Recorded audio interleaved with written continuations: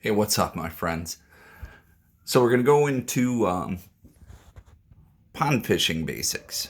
We're going to mainly cover if you're fishing smaller ponds, whether it's a farm pond, subdivision, development, industrial, we're looking at ponds. So one of the things we want to keep in mind is sometimes the larger baits don't necessarily attract as many bites because maybe the fish aren't as big. But there may be plenty of them there to catch. So we're going to take a look down inside the tackle box and switch gears to what should I bring?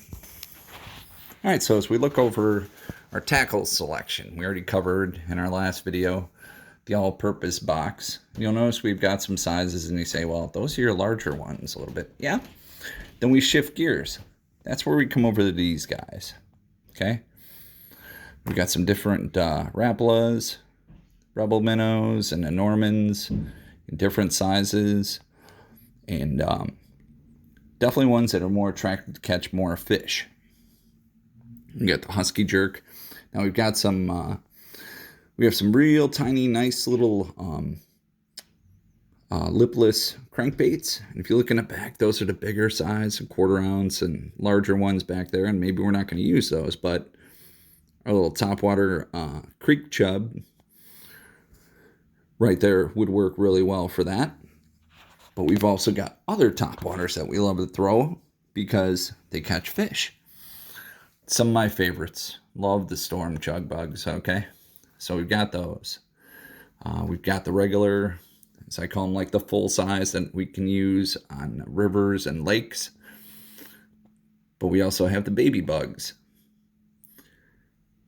And the standard issue 1/4 ounce Rebel Pop R's. Those came in a 2-piece kit. We got some of the fancy finished ones here. Smaller chug bug right there. And even our inline spinners. Largest size I go up to for the ponds is a number 3. But many times, if you look at a lot of those in there, we have number 2 and smaller. You know, that's a gaggle of them. You're like, oh my gosh, how do you fish all that? Well, patience and don't be in a hurry to go through the box. But one of the other things that I like too when I'm covering territory is I also like to cover different situations. So in this little mini mag Plano box, had that for a long time. We've got even smaller size. We got number 1 Blue Fox in there, the Vibrax spinner. Got some small little casting spoons with little treble hooks. We got a little Rebel crankbait I saved here. This one, the lip actually cracked off.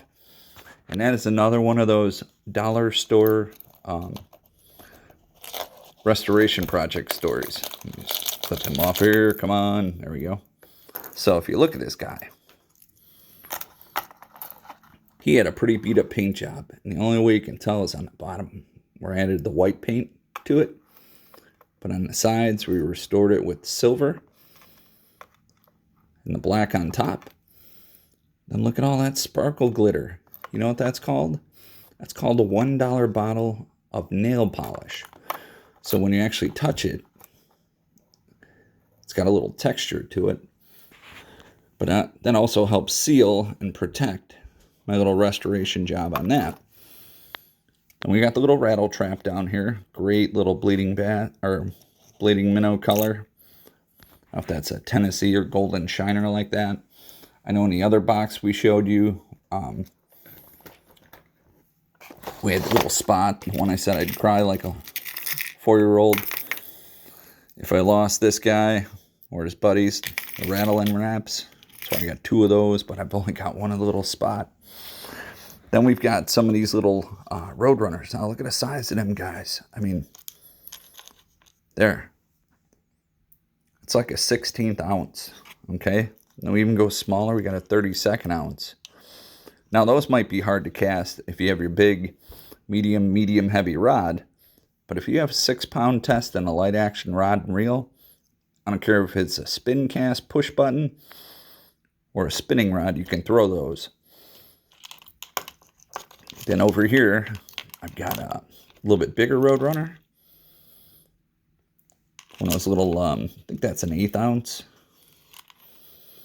And the 1/8 ounce black on black beetle spin. Can't beat that. On the other side, you got some other longtime favorites. These are the ones, this is like the, when you go into a resale shop and they have the NFS, that's the not for sale line. That's because these tiny ultralights are getting harder to find like this. That was the old Rebel jointed in the Tennessee shad.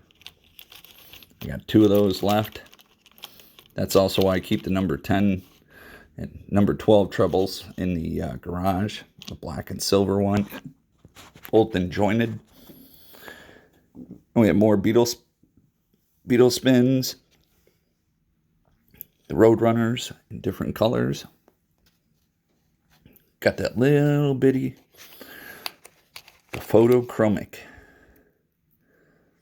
Got the nice chrome finish on this floating wrap. That's a little bitty ultralight size. Then we got our little fat wrap in the craw color. This guy's a dandy. I mean, I remember when I bought my first one. Bought it at one of those 5 and dime stores. I think I got that at the Venture back in the day. When those were still around. Next to him is a little Tennessee shad, which is a smaller version of his buddies, the jointed ones, but that's a solid one. And then over here, we've got more of the black Roadrunners and little extra tails in there, and have a little minnow tail replacement. And then more of those different size Blue Fox. There's a number 1. Then we got some number 2s. Got a number 2 in there. Another number 1. Another number 2. And like I say, the 3s are in the bigger box. So all of those I can use and cover a variety of situations to increase my odds to catch more pond fish. And get some bass. Make a day worth it.